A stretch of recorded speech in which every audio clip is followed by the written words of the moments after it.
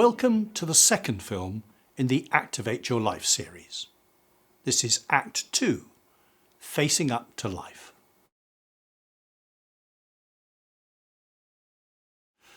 What's the best thing to do when life presents challenges? For example, when you have thoughts and feelings that are causing you grief. It's tempting to avoid situations that make you feel sad or embarrassed or frightened. And it's tempting to try to suppress unwanted thoughts and feelings. But people often make things worse for themselves and suffer more by attempting to avoid situations or by struggling or putting their life on hold until things get better. It's often better to be willing to accept hardships that can't be changed and negative feelings that you can't just switch off. This film will explore these issues and show you some effective ways of responding to life's challenges. Let's find out more. Some things you can change and some you can't.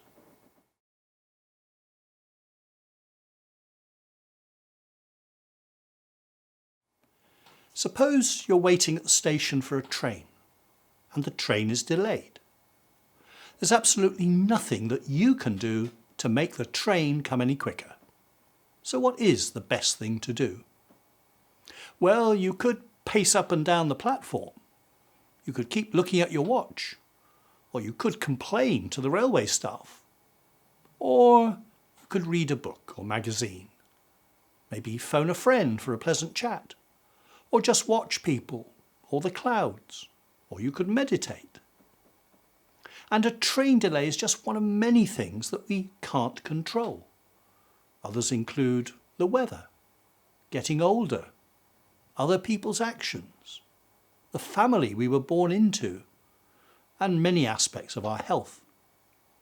It's very important to recognise that there are some things we just can't change, and that it's best if we accept these things. This is the message of the famous serenity request. May I have the strength to change the things that I can change, the courage to accept the things I cannot change, and the wisdom to know the difference. It's important to recognise that one key thing we cannot change at will is how we are feeling. But that doesn't stop people telling us to simply control our feelings. Cheer up, they'll tell us. Just forget it. Pull yourself together. Get a grip. Don't let it bother you. If we try to directly control our feelings, we are bound to fail. We can't switch our feelings on and off as we can control a light. Struggling to suppress feelings that we don't like may be a natural reaction, but it doesn't work. And it's often exhausting, and it often makes things a whole lot worse. Direct attempts to conquer pain, or to beat depression, or to stop worrying, or to make yourself sleep, are all likely to make things worse. If you were to stumble into a quicksand, what would be your natural reaction?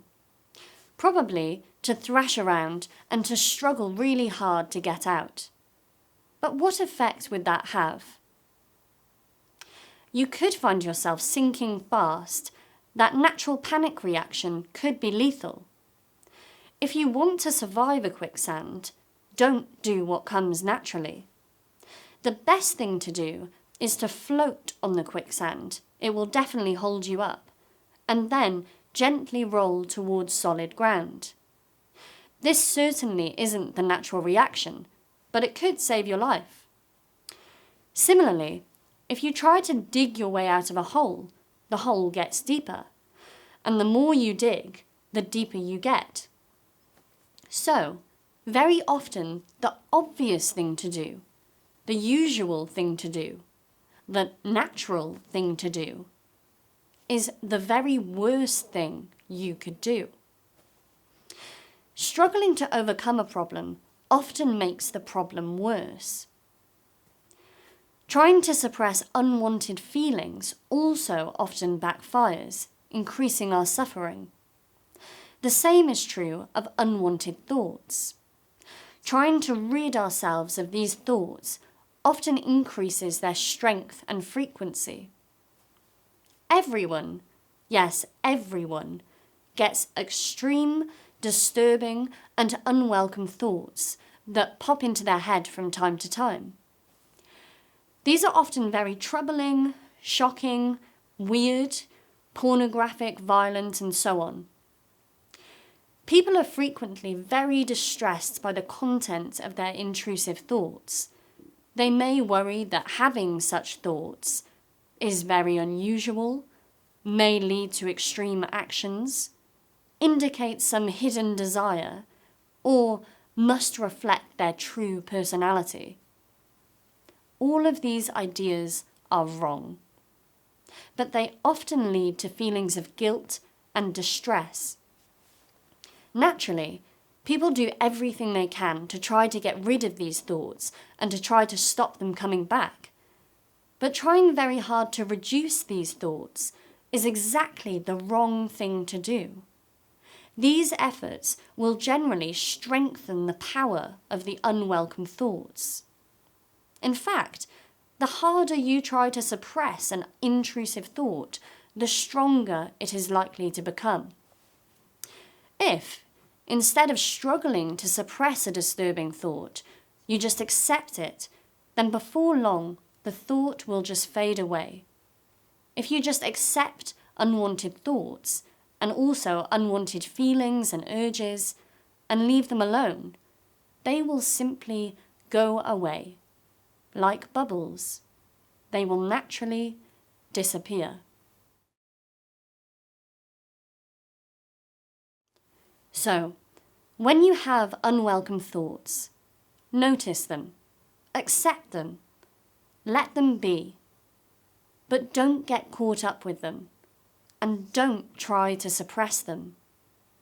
Rather than struggling to conquer or eliminate distressing thoughts and feelings, which is likely to make things worse, make the decision not to struggle, but to allow those thoughts and feelings to be there. In other words, practice acceptance. I'm going to talk about pain and suffering. When we think about the experience of pain, it's useful to make a distinction between the pain itself and suffering. Pain and suffering are not the same, and it's often possible to reduce the level of suffering even when the level of pain itself cannot be reduced. When you're in pain, the natural response is to do anything you can to end the pain. For example, you may try painkillers or physiotherapy, or maybe even surgery. And if any of these is successful in getting rid of the pain, that's fine, end of problem. But what if you can't get rid of a severe pain and have to live with it? In this situation, some people focus on the pain continually and struggle more and more to fight it. They just won't give up. But other people who are experiencing chronic pain accept the fact that, at least for a while, they are going to have to live with the pain. And these people try to carry on with their life as normal, doing, as far as possible, what they've always done. So there are two different strategies for dealing with persistent pain. Focusing on the pain and fighting it, or accepting the pain and carrying on as normal.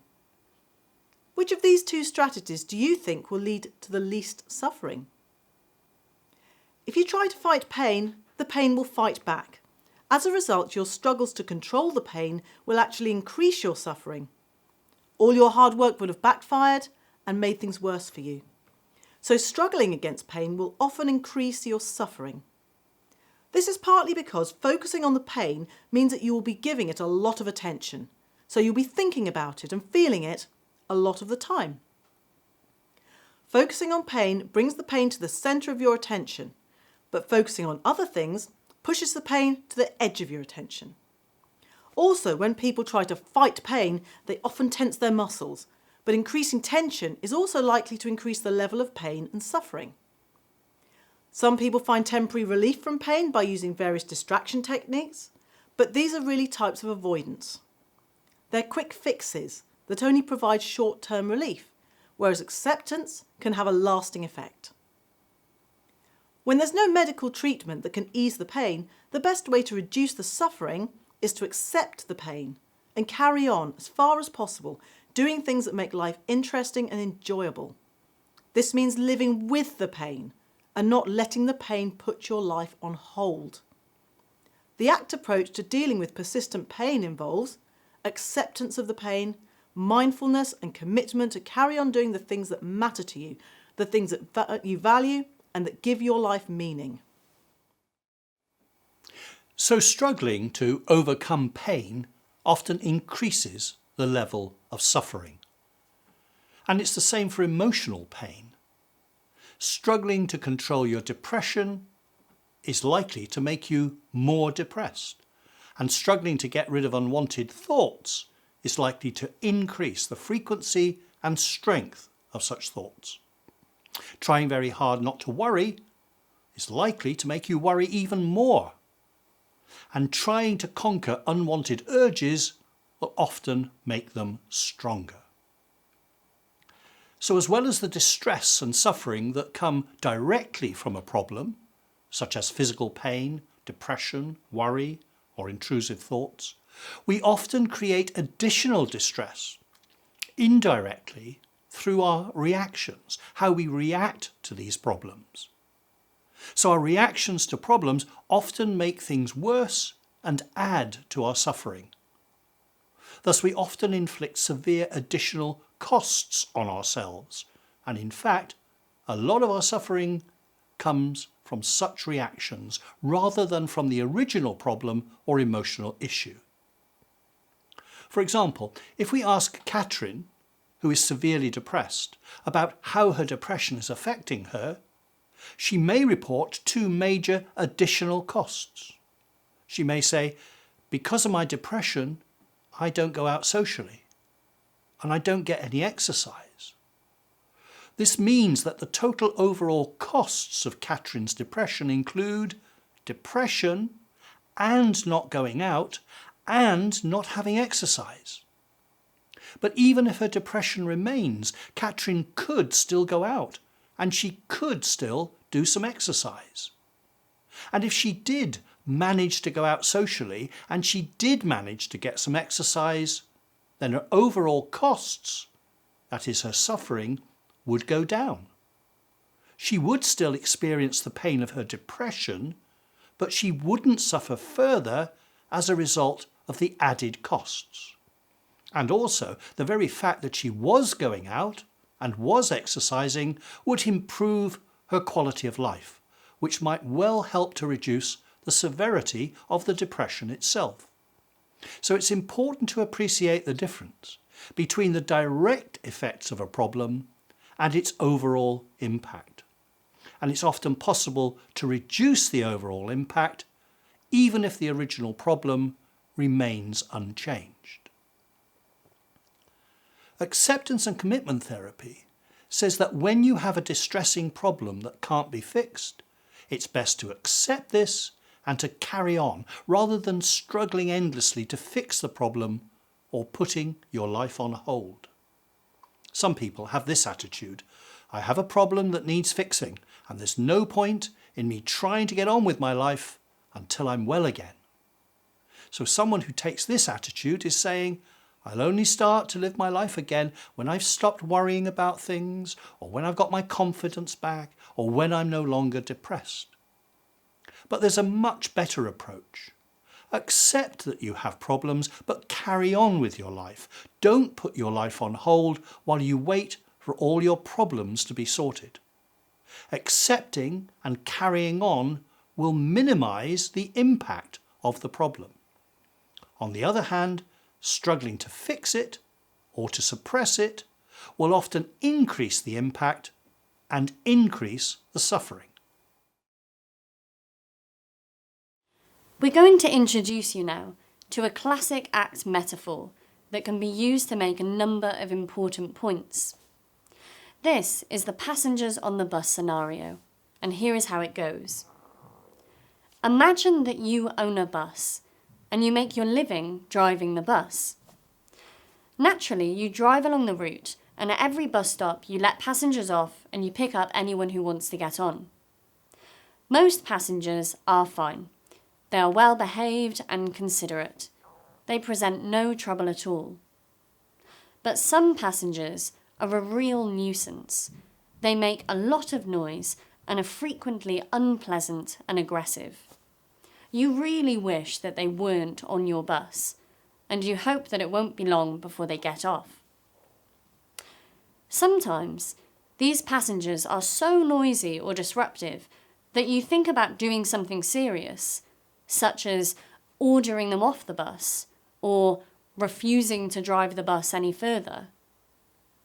So, that's the passengers on the bus scenario. And now, what are the key issues raised by this simple story? You are the driver, and the journey is the journey of your life. The passengers on the bus, both the nice ones and the nasty ones, are the things that go on in your head. All those thoughts, feelings, memories, images, and urges. Many of these are pleasant or neutral, no problem at all. But some distract you and disturb you. These may include worries and frightening images, and you would really like to be rid of them. So, what are you going to do about these unwanted thoughts and feelings, about these problem passengers? Some drivers would focus entirely on the difficult passengers and think of possible strategies for getting rid of them. In the same way, many people focus all of their attention on their anxiety, their depression, their illness, or their physical pain, and try everything in their power to get rid of these problems. Some drivers decide to stop the bus and announce, "This bus is not going anywhere until certain people get off." But that's not likely to do any good. The unwanted passengers won't just leave the bus, and they may turn nasty so that the situation becomes worse than ever. So, a driver who struggled to force the horrible passengers off the bus might well come to regret this and wish that they'd just accepted the situation and carried on with the journey. Some people do stop their bus. They put their life on hold, while they try endlessly to get rid of problem passengers, such as anxiety or depression. They put all their energy into struggling with their problems, which can be very exhausting. They would be a lot better off if, instead, they focused on continuing with their journey. In other words, living with their problems and leading as full and interesting a life as possible. Remember the story of the passengers on the bus. We'll use it again in the last film in the series, when we'll be asking, as the driver, where are you going to take your bus? In other words, where do you want to go with your life? As well as trying to fix a problem that can't be fixed, people often try to relieve their suffering by using avoidance. The obvious way not to be upset by a frightening or embarrassing situation is simply to avoid that situation. I get very anxious going for a dental checkup. The obvious thing to do is never go for a dental checkup. I get embarrassed meeting new people. The obvious thing to do, stay away from people you don't know. I always feel panicky when I travel by bus. The obvious thing to do is never travel by bus. Now, such avoidance can bring immediate relief from anxiety, and it may appear to be the answer, the sensible thing to do. But unfortunately, this strategy will strengthen our belief that the frightening situation really is dangerous and needs to be avoided. When you know that one of your fears is totally exaggerated and unrealistic, you can work to overcome the fear by committing yourself to face up to the situation, object, action or person that is triggering your irrational fear. To give yourself the very best chance of overcoming your needless fear, you should face up to the thing you fear. Confront the object or situation you dread, and accept that when you do this, you will experience fear and anxiety. And so you feel the fear and do it anyway. Avoiding or escaping from a frightening or embarrassing or depressing situation will immediately reduce the negative emotion, such as fear, but it will strengthen the fear, thus maintaining the problem and perhaps even making it worse. As the fear or embarrassment, etc., gets worse, the avoidance strategy will need to be used again and again. Avoidance often becomes addictive. As well as avoiding external situations that we find frightening or embarrassing, we often do things to avoid or escape from our own distressing emotions. So when we're frightened, low in mood, anxious, embarrassed or worried, we may use various strategies to escape from the feelings that we can't stand. It would be much better if we accepted such negative emotions and lived with them, rather than trying to avoid or escape from them. But almost everyone uses quick fix strategies to try to avoid or escape from negative feelings. These range from everyday behaviours to actions that may be quite extreme. So these quick fixes, they can include comfort eating, drinking,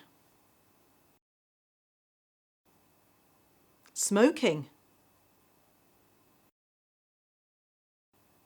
illegal drugs, social withdrawal, impulse buying, overspending, problem gambling. Now, don't get the idea that we're recommending a teetotal and donut-free existence. In fact, we would encourage you to treat yourself and give yourself an uplift when the pressure is on and you're feeling the strain. And it's clear that sometimes a donut or a glass of wine really hits the spot. The danger is that you might come to rely on eating, drinking, smoking, drugs or gambling as your habitual way of escaping negative feelings. The effects of quick fixes are usually short-lived, and the tactic will generally need to be repeated very frequently. It's a cruel fact that many of the things people do to help themselves when they're struggling or in a crisis often make things even harder for them by creating serious problems with their health, their finances, their work and relationships. One of the key components of the acceptance and commitment therapy approach is, of course, acceptance. We often make things worse for ourselves by trying to fix things that can't be fixed and trying to avoid situations, thoughts and feelings that we find distressing. But accepting things that we cannot control is often a better way for us to reduce our distress. In a state of acceptance, you allow yourself to feel any emotions, whatever they are, and you let yourself think any thoughts, even if they're upsetting.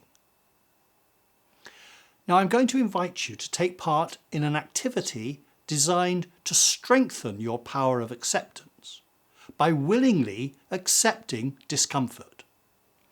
Listen to the instructions first, and then I'll take you through the actual exercise. When the activity begins, I'll ask you to bend your hand right back so that it becomes uncomfortable, and then to accept this discomfort. This is an optional exercise. If you're not able to hold your hand in this position or it's painful for you to do so, just sit this one out. So in a minute, when I give the signal, bend your hand back as far as you possibly can and keep pulling it back as far as it will go. This will become very tiring and uncomfortable, but that's an essential part of the activity. Okay, start now. The activity will last for about a minute. Bend your hand back as far as you can. Feel the pressure, notice the discomfort, maybe even a little pain, but accept these sensations willingly, just for the purposes of this demonstration. Notice the various sensations. Accept the discomfort. Be interested in the sensations. Even become fascinated by them. And hold it in that position now.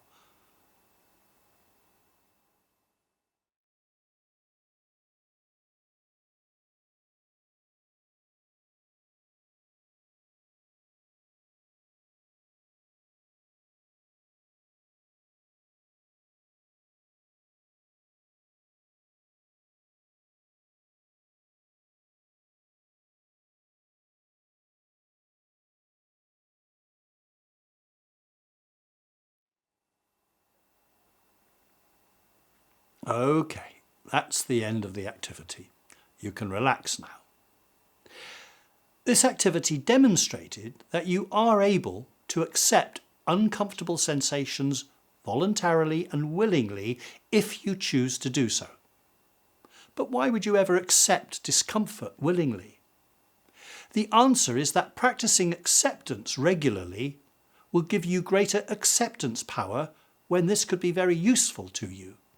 For example, if you're ever in chronic physical pain or extreme emotional distress.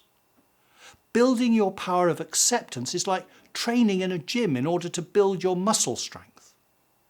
Working to develop your acceptance power can really pay off if you're ever faced with tough and painful situations.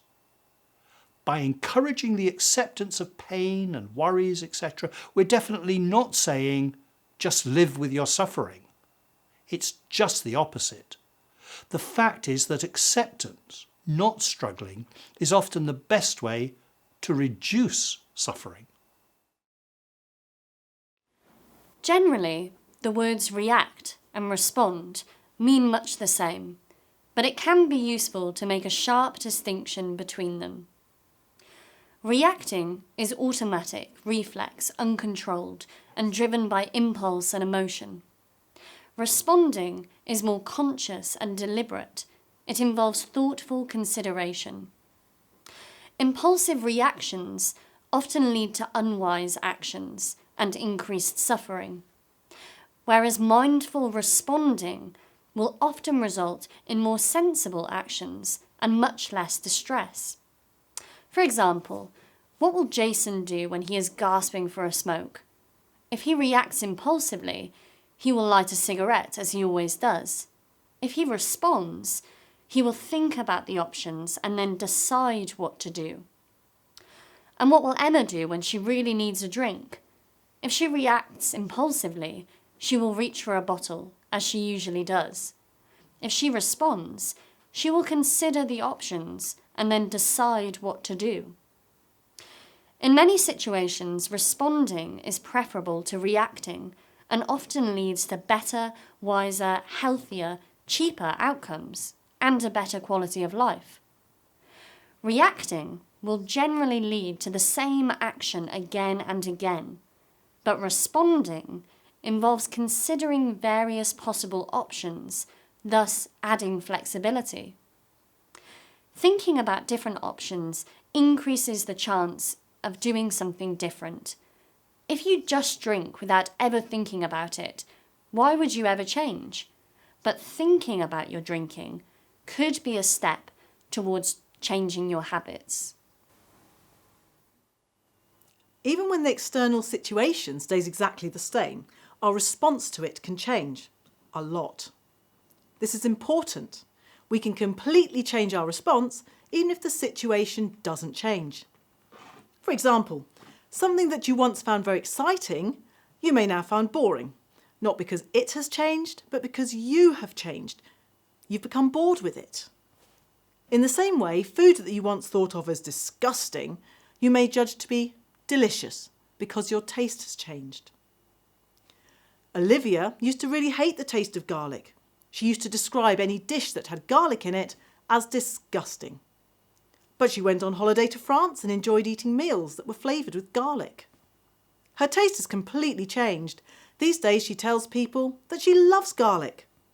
So Olivia's feelings about garlic have been completely transformed.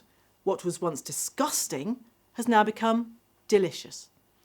And yet there's absolutely nothing different about garlic. It hasn't changed in any way to become delicious. So our response to a particular situation, person, illness or activity can completely change because we change. Megan says, that piano piece used to be very difficult, but now it's easy. But the piece of music hasn't changed at all. Megan has put in a lot of practice. And in the same way, a difficult jigsaw can become easy, even though the puzzle doesn't change in any way. My awful pain can become bearable, even if the pain doesn't decrease or go away. I didn't like Jake at all, but now that I know him better, I've grown to like him a lot. Jake hasn't changed. I've changed. used to hate rugby. I just didn't understand it. But then Tom explained the rules to me, and now I really enjoy watching the games. Rugby hasn't changed. I have. I used to be really bothered by horrible thoughts until I learned that most people have thoughts just like that. So now the thoughts don't bother me and I just let them come and go. The thoughts haven't changed. I have. If you say, the landscape was breathtaking, you're actually saying something about your own response, not the landscape. The same is true when you say, the magic trick was baffling. The politician is very persuasive. The cake is irresistible. The cake is irresistible? No. The irresistibility says something about you. It's not a property of the cake. So it's entirely up to you to resist the irresistible cake, if you choose to. Now, if you choose not to resist, well, that's down to you. Don't blame the cake. So, if you eat the cake because it's irresistible, don't blame the cake. And if you run away from terrifying moths, don't blame the moths. And if you drink too much at a great party, don't blame the party. In each case, your response is down to you, and you have the power to change your response. So, if something really bothers you, you don't need to fix or eradicate or avoid it. Instead, you can change how you respond to it. And this is often the easiest and the best thing to do. Doing what needs to be done. Too often and too easily, we allow our current feelings to dictate what we do. We feel like snacking, we grab a snack. We don't feel sociable, we avoid people. We feel tired, we stay in bed. But in many cases, we know that these actions are not the best thing to do. When we recognise that our actions are being dictated by our feelings, we may decide to step in and take control. We can then consciously, mindfully, work out what we think is the best thing to do and then commit ourselves to doing that. So we make a careful judgment about what is the best thing to do, even if that is not what we feel like doing at the moment. And then we make a firm commitment to do what we've worked out is best. I don't feel like going to work today, but I guess I'll just haul myself in. I really can't afford to lose this job. I don't really want to go for this checkup, but I'm going because I know it's the sensible thing to do. I really feel like a drink, but I'll keep off the booze for today because I know I'm drinking too much and I need some alcohol-free days.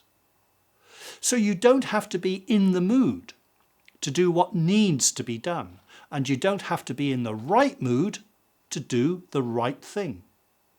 And you don't have to feel motivated to act motivated. So you decide what is the best thing to do. And sometimes that will mean that you feel the fear and do it anyway. Or that you feel the lack of motivation but you do it anyway.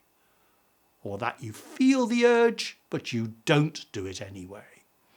Things are likely to work out much better for you if your actions are driven not just by what you feel like doing, but what you have worked out is the best thing to do. A good way to become more mindful is to put things into words, to write things down, to talk them through with someone, or to talk things through with yourself. Deliberate self-talk and self-analysis can help your actions to be mindful. Some people think it's crazy to talk to yourself. This is definitely not true. Talking to yourself can help you to see things clearly and to work out the best thing to do. It sometimes makes a lot of sense to give yourself a good talking to. And speak to yourself out loud, but maybe only if you're on your own. Talking to yourself slows things down, helps you to think clearly, and helps you to come up with different ideas about what you could do. And all of these aspects will help you to respond carefully rather than just reacting. The effects of talking to yourself depend on what you say and how you say it. Don't insult yourself. Be positive. Don't beat yourself up. Be kind. Don't run yourself down. Be encouraging. And speak to yourself in a friendly voice. Speak to yourself like a good friend who is trying to be helpful and encouraging. Be kind in what you say to yourself. Be your own best friend. Many people are their own worst enemy. Positive self-talk is also a very good way of counteracting your mind's critical, insulting chatter and its attempts to give you orders. So when you talk to yourself, be positive, be realistic, friendly, and encouraging.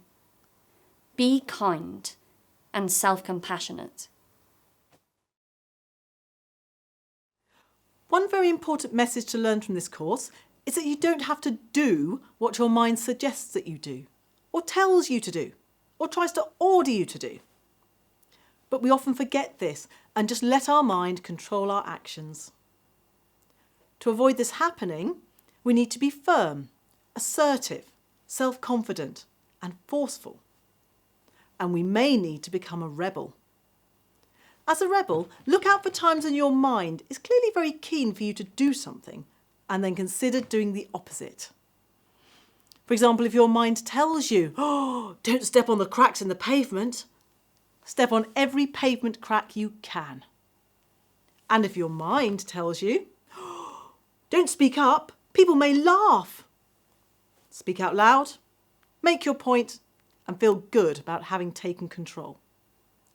Remember, you don't have to listen to your mind's warnings, and you don't have to follow its instructions or orders. Your actions are under your control, and you decide what to do. So when anyone or your own mind is trying to persuade or order you to do something, you're free to do it or not to do it. It's your decision. So when it comes to actions, you don't have to do what your mind or anyone else tells you to do. You don't have to do what you're told, despite what you were told in childhood. How liberating is that? Ultimately, you control your actions, and this can help you live a better, more fulfilling life by taking control and working out what you're going to do. Carefully, decisively, mindfully. Up to now, you've probably been doing what almost everybody does. Doing what comes naturally, reacting spontaneously, following your instincts and being guided by your mind. You may have struggled for a long time trying to fix things that you don't have the power to fix and trying to ignore or avoid issues that really bother you. It's not your fault if all your efforts have not succeeded in making things better. You may be left feeling exhausted and wondering whether you have any power to make your life better. Our message is that things will get better if you stop struggling and accept your problems for what they are. This course suggests an alternative way of dealing with distressing thoughts and feelings and moving forward. This is the way of acceptance and commitment. Extra activities. At the end of each of these films, we suggest a number of extra activities that you can do in your own time. Detailed instructions on all of these are included in the activity pack that you can download from the Activate Your Life website. Here's a brief description of some of the activities related to the topics that we've been covering in this film. First, what you can and can't control. What could you do if you were offered a lot of money to do it? And what would it be impossible for you to do even if you were offered £1 million? And then my quick fixes. This activity involves identifying any quick fixes that you've used in the past or that you still use to try to avoid unwanted thoughts and feelings. Then how my reactions have changed.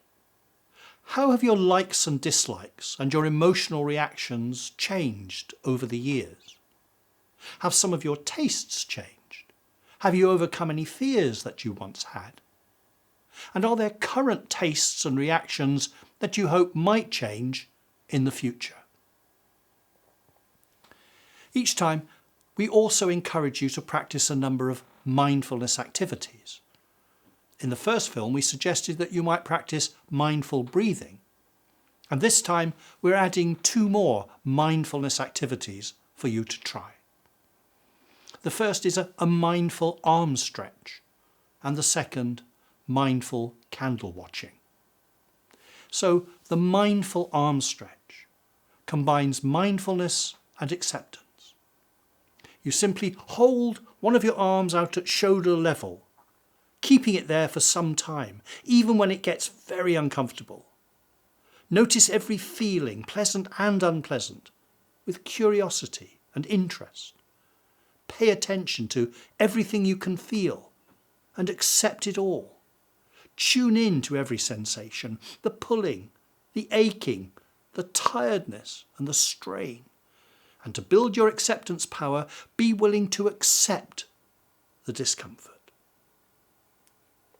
And mindful candle watching, light a candle and simply spend time watching the movement of the flame. When thoughts and feelings arise, as they naturally will, just let them come and go, and gently bring your attention back to the candle and the flame. Remember, the activity pack gives you full information on all of these activities and mindfulness practices. Using the activity pack will certainly help you to get the most from the course.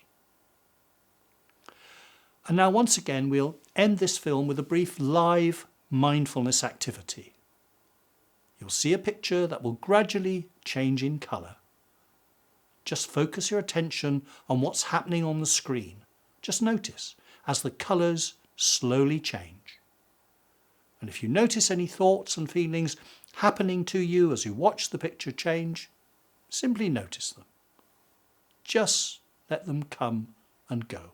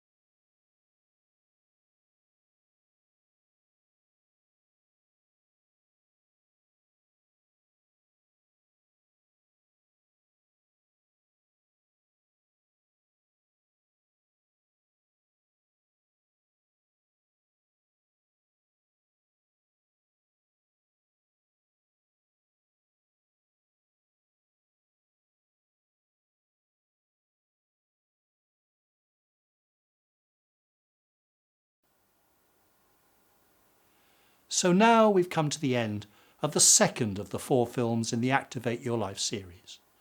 And we hope that you'll want to go on to complete the course by watching the other 2 films.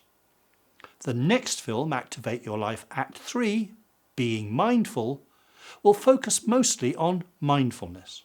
We'll explain what mindfulness is and what it's not, and we'll introduce and guide you through a selection of brief mindfulness practices, as well as suggesting others that you can practice in your own time. You may wish to wait just a few days before watching the next film to give yourself time to absorb the content of this film. But after a few days, you'll be ready to gain the most from Activate Your Life Act 3, Being Mindful, which is of course available from the website. Thank you for watching, and we look forward to seeing you again soon.